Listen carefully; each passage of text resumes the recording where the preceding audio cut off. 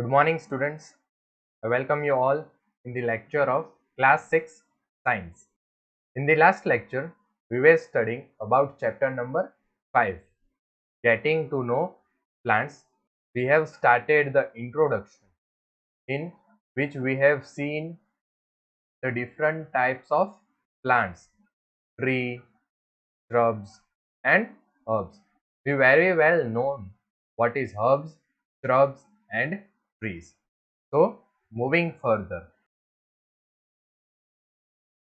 we have completed up to here. Okay, based on the above characteristic, can you now classify the plants listed by you and complete column 4 in the table 7.1. Paheli wonders what kind of stem the money plant, beanstalk, brood plants, and grapevines have.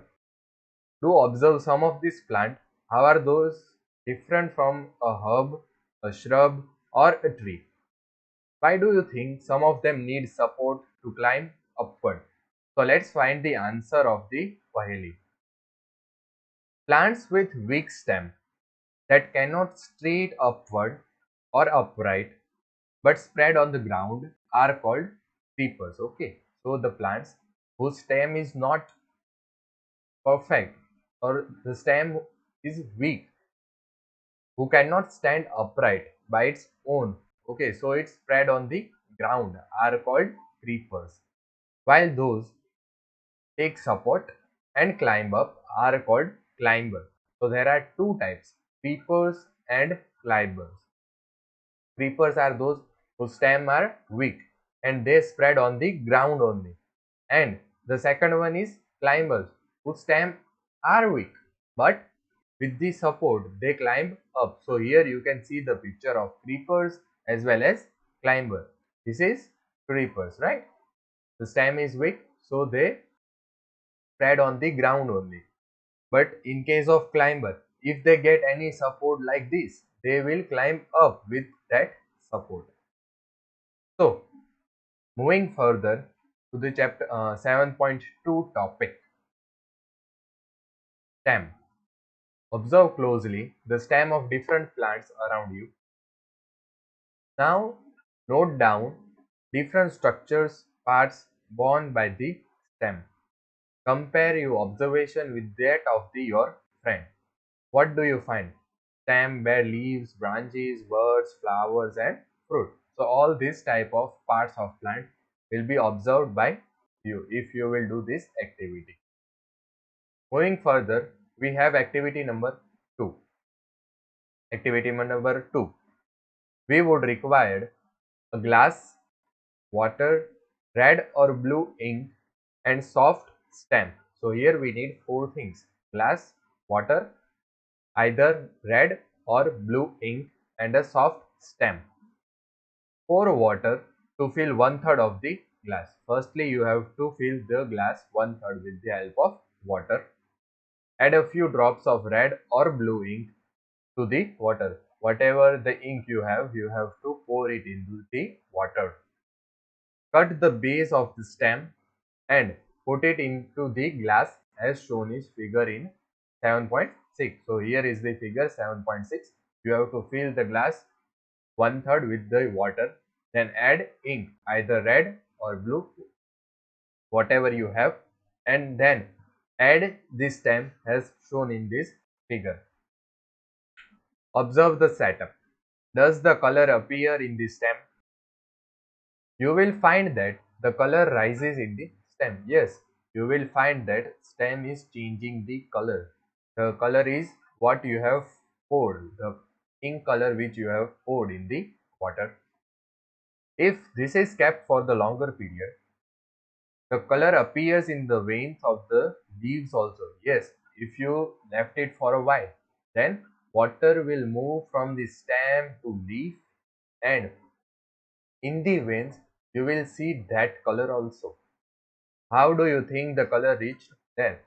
See, the stem take water from the downside and circulate to the upper side to the leaves, okay, to the veins of the leaves. So the water is of red color, so During the circulation, the stem become of that color also, and the veins become also of that color. From this activity, we can see that the stem helps in upward movement of the water. The water and minerals go to the leaves and other plant parts attached to the stem. Okay, see the figure A. Water moves up to the stem and reaches leaf, and the figure B is all about enlarged view of the open end of a stem. Okay, at the downmost portion, open end, this type of structure you can see from where water is taken. Moving to the next topic, 7.3. 7.3, leaf. Observe the leaves of some plants around you and draw them in your notebook. Okay, what you have to do? You have to observe leaves of some plant around you and draw them into your notebook. Are all the leaves of same size, shape and color? Obviously not. Some will be in a smaller size, some in a larger size. Shape will also differ, and some portion of color will also differ. How are leaf attached to the stem? The part of the leaf by which it is attached to the stem is called petiole. Okay, the part of the leaf by which it is attached to the stem is called petiole. The broad green part of the leaf is called lamina. Okay, so if you see the figure closely, this is lamina and this is what? Petiole.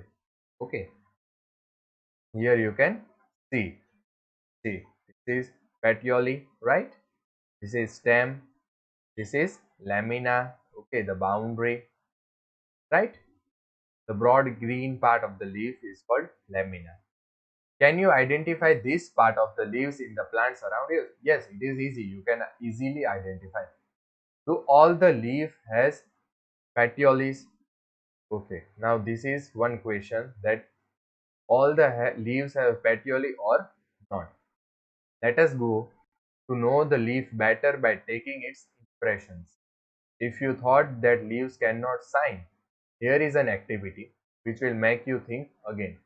So, the question to this answer, the question I will give answer in the next lecture, that all the leaves have petiole or not. But before that, you try to find out the answer by your own by observing surrounding you. Moving further to activity number 3, put a leaf under the white sheet of paper or a sheet in your notebook. This activity you have done already, but not with the leaves, but with the coins. Put a leaf under the white sheet of the paper or a sheet in your notebook. Hold it in the place as shown in figure 7.2.